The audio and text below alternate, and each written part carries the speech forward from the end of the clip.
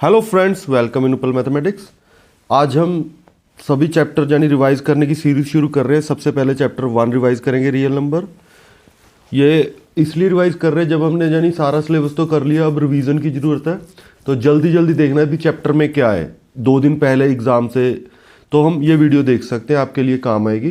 तो सबसे पहले हम चैप्टर रिवाइज करेंगे रियल नंबर। तो रियल नंबर में सबसे पहले रियल नंबर होता है rational number and irrational number. Rational numbers and irrational number. ठीक है, रैशनल नंबर जो पी क्यू की फॉर्म में लिख सकते हैं। ठीक है, अब जो रैशनल नंबर है उसके आगे क्या आता है? इंटीजर्स। फिर इंटीजर से आगे होल नंबर। फिर होल नंबर के आगे क्या आता है? Natural number. Natural numbers. ठीक है, फिर हमारे पास क्या आते हैं? Prime number and composite number. Prime number, composite number. Prime number क्या होते हैं? जैसे 3, ठीक है, 5, 7, ठीक है, 11, यानी जिसके यानी और कोई फैक्टर ना बने, एक खुद बने और एक 1 फैक्टर बन जाए। और कंपोजिट नंबर जिससे 2 से ज़्यादा फैक्टर हो। इसके क्या हो? 2 फैक्टर और इसके more than 2 factor. More than 2 factor. ठीक है, जैसे हमारे पास 6 है, 1 भी इसका फैक्टर है, 2 भी इसका फैक्टर है, 3 भी इसका फैक्टर है और 6 खुद भी। तो ये हमारे पास क्या है? Composite number. और ये क्या है हमारे पास? Prime number. अब हमारे पास आ गया फंडामेंटल थ्योरम ऑफ अरिथमेटिक। जैसे कोई भी नंबर है उसे हम प्राइम फैक्टर में लिख सकते हैं। जैसे 30 है तो 2 इंटू 3 इंटू 5, ये आ गया हमारे पास 30। 2 इंटू 3 इंटू 5 30। इसी तरह 50 है, 50 को हम क्या लिख सकते हैं? 2 इंटू 5 इंटू 5, यानी 2 इंटू 5 का स्क्वायर। तो ये क्या है? Fundamental theorem of arithmetic. ये हमारे लिए कहाँ काम आएगी? एलसीएम और एचसीएफ फाइंड आउट करने के लिए। तो एलसीएम हमारे पास क्या होता है? All number with highest power. All numbers with highest power. And HCF क्या होता है? Common number with lowest power. ये हमारे पास क्या होता है? एचसीएफ। ये सबसे ज़्यादा हमारे पास वर्ल्ड प्रॉब्लम एक तो आएगी एग्जाम में, आई जाती है। ठीक है, वर्ल्ड प्रॉब्लम में क्या है? जब भी हमारे पास वर्ल्ड प्रॉब्लम में कैसे पता चलेगा भी एचसीएफ करना है या एलसीएम करना है? इसके क्वेश्चन भी करेंगे, आपको पता लग जाएगा। जैसे हमारे पास कोई बड़ा नंबर निकालना है, ठीक है, मैक्सिमम वैल्यू यानी जो हमारे पास नंबर है उनमें से बड़ा नंबर फाइंड आउट करना है, लार्ज नंबर। तो वहां याद रखना एलसीएम फाइंड आउट करना है। जब छोटा number small number find out करना है तो याद रखना एचसीएफ फाइंड आउट करना है। ये याद रखना है, लार्ज नंबर और स्मॉल नंबर। जहां हमें लगे भी बड़ी वैल्यू आंसर आएगी तो वहां एलसीएम निकाल दो, जहां लगे भी छोटी वैल्यू आंसर आएगी वहां एचसीएफ निकाल दो। ठीक है, अब कुछ क्वेश्चन करते हैं फिर आगे चलेंगे। अब हमारे पास क्वेश्चन है, explain why 5 into 11 into 13 plus 13 and 6 into 5 into 4 into 3 into 2 into 1 plus 5 are composite number. तो देखो, अभी हमने बोला था भी कंपोजिट नंबर क्या होता है? जिसके मोर देन 2 फैक्टर हो। तो जैसे पहला क्वेश्चन है 5 इंटू 11 इंटू 13 प्लस 13। अब इसमें से मैं 13 कॉमन निकाल रहा हूँ तो हमारे पास क्या बचा? 5 इंटू 11 प्लस 1। तो 5 इंटू 11 55 प्लस 1, तो ये क्या बचा? 13 इंटू 56। अब देखो 13 इंटू 56 आ गया तो यह हमारे पास क्या बचा? 3, 56 के भी फैक्टर बन जाएंगे। 7, 2 इंटू 2 इंटू 2, यानी 13 इंटू 7 इंटू 2 का क्यूब। तो यहाँ क्या मोर देन 2 फैक्टर है? तो यहाँ मोर देन 2 फैक्टर। तो ये क्या है? Composite number. Composite number. तो यही तो हमने प्रूफ करना था। इसी तरह आप ये खुद ट्राई कर सकते हैं। ठीक है, तो चलते हैं नेक्स्ट क्वेश्चन पर। चेक वेदर 4 की power n can and with 0 digit n be any number. तो हमने चेक करना है कि 4 की पावर n 0 पे एंड हो सकता है। देखो 4 की पावर जो n है उसके फैक्टर क्या होंगे, 2 इंटू 2 यानी 2 का स्क्वायर n, तो यानी 2 की पावर 2n। तो देखो जब भी कोई भी नंबर जिसका एंड 0 पे उस पे 2 फैक्टर होने जरूरी है। कौन कौन से, 5 और 2। 2 तो है लेकिन 5 है नहीं, तो लिख देंगे this number does not have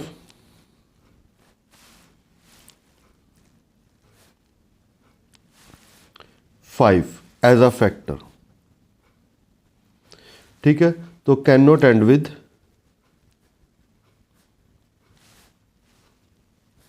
digit 0, बस इतना लिखना आपने। ठीक है, तो चलते हैं अब वर्ड प्रॉब्लम। वर्ड प्रॉब्लम से पहले एक क्वेश्चन ये करते हैं, find the LCM and the HCF of 510 and 92 and verify the LCM into HCF equal to product of 2 number. तो ये याद रखना भी, ये सिर्फ जो प्रूफ है ये सिर्फ 2 नंबर में ही होगा, 3 नंबर में नहीं होगा। जैसे अब करना कैसे है, 510 है, अब इसके पहले प्राइम फैक्टर बना लेते हैं। ये 2 पे जाएगा तो हमारे पास क्या आ जाएगा, 255, फिर यहाँ हमारे पास 3 पे, फिर यहाँ हमारे पास क्या आ जाएगा 5 पे, 5 1 दा 5, 5 7 दा 35। तो ये, तो इसके प्राइम फैक्टर क्या बन गए, 2 इंटू 3 इंटू 5 और इंटू 70।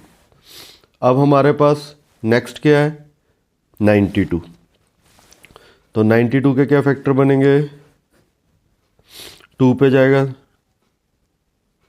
तो यहाँ हमारे पास आ जाएगा 46, फिर 2 पे 23। तो इसके क्या फैक्टर बन गए, 2 का स्क्वायर इंटू 23।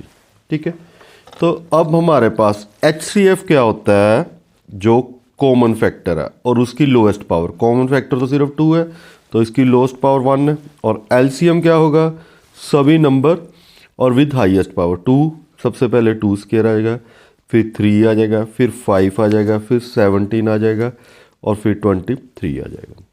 ठीक है, अब 2 का स्क्वायर 4, 4 इंटू 3 12, 7 हमारे पास क्या रह गया, 17 इंटू 5 85 इंटू 23। अब इनको मल्टीप्लाई करोगे तो हमारे पास क्या आ जाएगा, 23460। तो ये हमारे पास LCM है, HCF है। अब हमने वेरीफाई क्या करना है, पहले हम क्या करेंगे, LCM इंटू HCF। ठीक है, LCM इंटू HCF। तो LCM है 23460 इंटू 2, तो यहाँ हमारे पास क्या आ जाएगा 46920। अब प्रोडक्ट ऑफ 2 नंबर्स यानी A इंटू बी, वो क्या है 510 इंटू 92, तो वो भी क्या आ जाएगा 46920। तो ये रिजल्ट वेरीफाई हो गया। ठीक है, तो अब चलते हैं वर्ड प्रॉब्लम पे। अब क्वेश्चन है, 3 alarm clock ring there alarms at regularly 20 minutes interval of 20 minutes 25 minutes 30 minutes respectively. If they first beep together 12 noon, at what time will they beep again for the first time. अब देखो ये 20 minute बाद ring करती है, ये 25 या 30। अब जो आंसर होगा हमने चेक करना है, बड़ा होगा या छोटा होगा, नेचुरली बड़ा ही होगा। यानी ये 20 मिनट बाद रिंग करती है, ये 25 या 30। अब ये 10 मिनट बाद तो खुद इकट्ठे रिंग तो नहीं करेंगे, तो इट मीन्स बड़ा होगा। तो इसलिए हमने यहाँ क्या फाइंड आउट करना है, LCM फाइंड आउट करना है, ये याद रखना है। सबसे पहले हम 20 के फैक्टर बनाएंगे। 20 के क्या फैक्टर होंगे, 2 का स्क्वायर इंटू 5, 2 इंटू 2 4, 4 इंटू 5 20। अब 25 तो यहाँ क्या आ जाएगा 5 का स्क्वायर, फिर हमारे पास क्या 30, तो 2 इंटू 3 इंटू 5, तो ये क्या आ गया हमारे पास 3 इंटू 2 6, 6 इंटू 5 30। तो हमारे पास अब LCM क्या होगा, तो 2 का स्क्वायर, फिर 3 और फिर 5 का स्क्वायर। तो 2 का स्क्वायर 4, 4 इंटू 3 12, 5 का स्क्वायर 25। तो यहाँ हमारे पास क्या आ जाएगा 25 इंटू 10 हमारे पास 250 300। तो LCM क्या आ गया 300, मतलब आफ्टर 300 मिनट्स ये बीप करेंगे। तो ये इकट्ठे बीप कब करेंगे 12 नून। तो हमारे पास 1 आवर में कितने मिनट होते हैं 60, तो 300 को 60 के साथ डिवाइड करेंगे तो 5 आवर।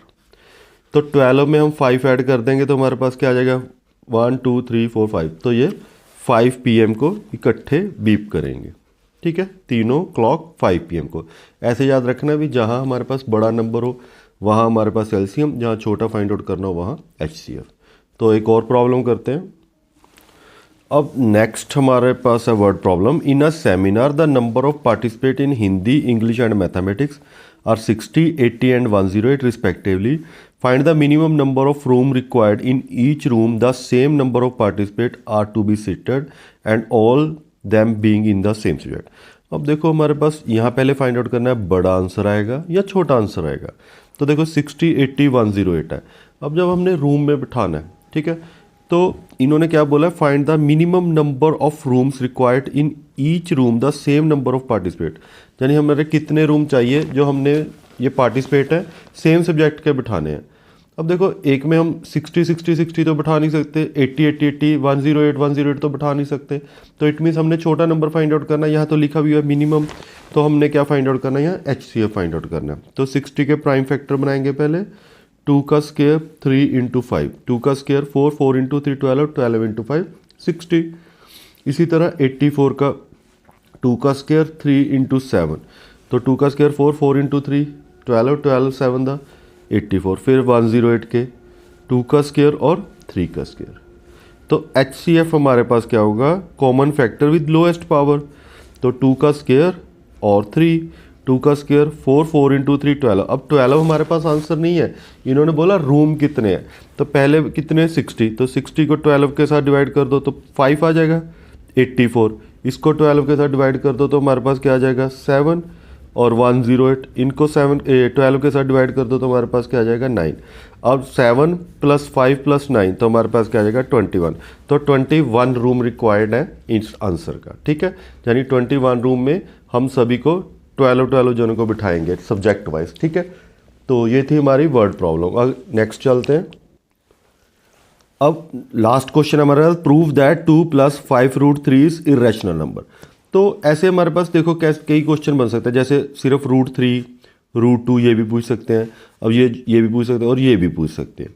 तो इनकी प्रैक्टिस कर लेनी है। इसकी यानी इरेशनल क्वेश्चन की हमने एक अलग से वीडियो बनाई हुई है जिसका लिंक हम आपको दे देंगे, वो उसकी ज़रूर प्रैक्टिस कर लेनी है।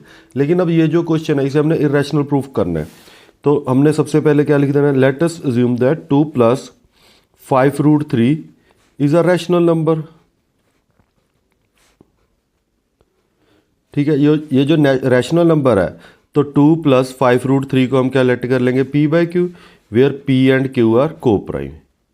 p and q are coprime. Coprime क्या होते हैं, जिनका HCF 1 होता है, जिनका HCF 1 होता है। अब इसमें से हम √3 की वैल्यू निकाल देंगे तो ये क्या आ जाएगा p/q -2, तो p - 2q divide by q, और √3 की वैल्यू क्या आ गई p - 2q divide by 5q। ये हमारे पास √3 की वैल्यू आ गई, ठीक है। अब √3 हमारे पास क्या है, इरेशनल नंबर है।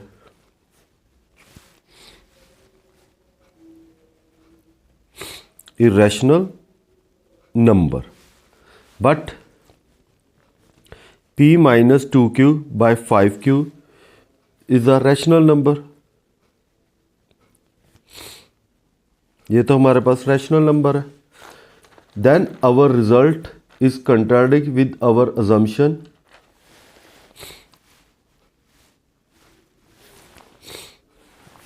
There our result is contradict with our assumption that 2 + 5√3 is a rational number.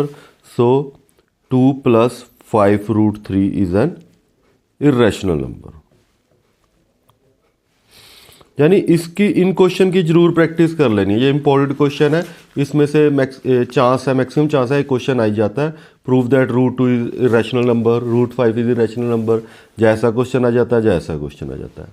ठीक है, तो यहाँ हमारे फर्स्ट चैप्टर की कंप्लीट रिवीजन हो जाती है विद इन 15 मिनट्स। तो नेक्स्ट वीडियो में सेकंड चैप्टर की रिवीजन करेंगे। Thanks for watching and subscribe the channel.